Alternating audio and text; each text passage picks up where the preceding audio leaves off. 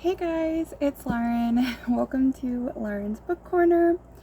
Today I wanted to jump on here really quick and make a video for, you guys can see Coco over there, make a video about the Retro Romance Readathon. I completely forgot to talk about this in my TBR video for February.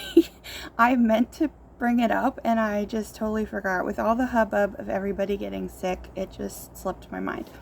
So if you don't know what the Retro Romance Readathon is, it is a readathon that is hosted by Storm from Storm Reads and Sarah from Reading Category Romance. I will link both of their channels in the description so that you can go check them out. I love both of their channels and recommend them highly. And basically, you just have to read a retro romance. There's two kind of prompts, if you will, and that's to read a contemporary retro romance as well as a historical retro romance. And I believe, if I have this correct, retro books basically are any books that have been published from 2006 and older now is considered retro, which is really sad because I graduated in 2007, so apparently I am basically retro. But that's okay. So I chose, and if you have any other questions, definitely check out both Storm's channel and Sarah's channel because they have intro videos for this challenge with all of the information that you might need. So I just have 3 books to share with you. 2 I actually already mentioned in my TBR, and I added one more just because I didn't have a historical. So for contemporary, I have 2 that I'm already reading. First one is The Butterfly and the Baron. This is by Margaret Way, and this is also a book that I'm using for the Category Romance Book Club, Reading Category Romance Book Club, which is hosted by Sarah. And I've already started this, and I'm really liking it. This is a contemporary retro book, and it was published originally in originally by Mills and Boon in 1979, and then they republished it by Harlequin in 1980. And I got this really pretty copy off of Thrift Books. I love it.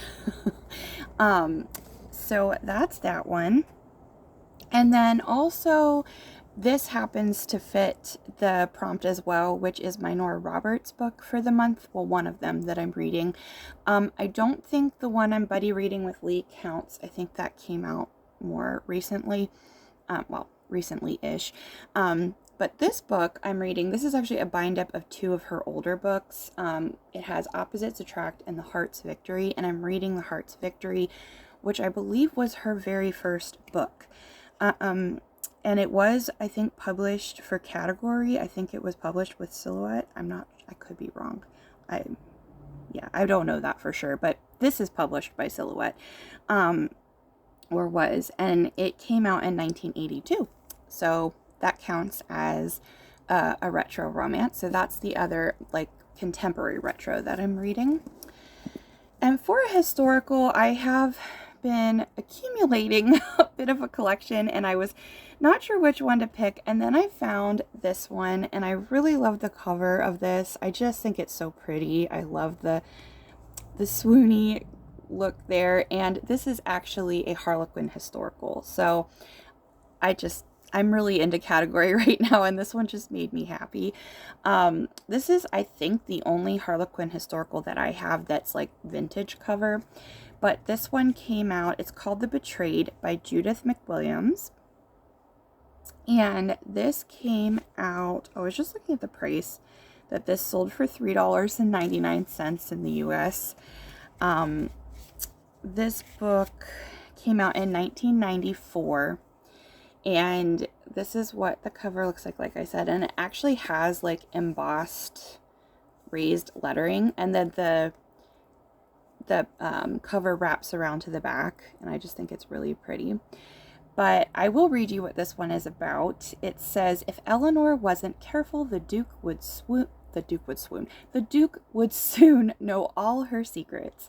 Forced to play the pauper in an England racked by I cannot read today. In an England racked by war, American Eleanor Wallace vowed to help her country in any way she could.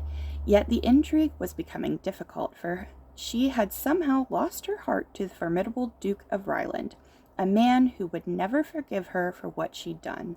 James Wolfe, Duke of Ryland, sought a life of honesty over artifice, a quality hard to find in London's pretentious ton, until the arrival of peerless Eleanor Wallace, I guess is her last name. But though the woman intrigued him, he had yet to unveil her secrets that she guarded as carefully as she did her heart. So yeah, I don't know. This one just sounded good. I think it's set in, let's see. It's set in the early 1800s, or yeah, 1813 in Boston. So yeah, looking forward to reading that one. But that's everything. I just wanted to quickly get on here. I felt really bad that I didn't announce that. And I have a couple of other videos coming out I thought I would just mention really quick. I am going to be doing my January wrap up. Just a minute. Sorry, real life here. I am going to be doing my January reading wrap up. I have filmed that and I need to upload it. And then I also have another video coming out that I filmed before we all got sick. It was a friend mail sent to me by a dear YouTube friend of mine who I've known for years. Back when I first started my YouTube channel, I don't know, it's been 8 or 9 years. I can't remember how long ago it was. But she sent me a really sweet friend mail, and it had a bunch of Harlequin books in it and some other goodies. So I already filmed that.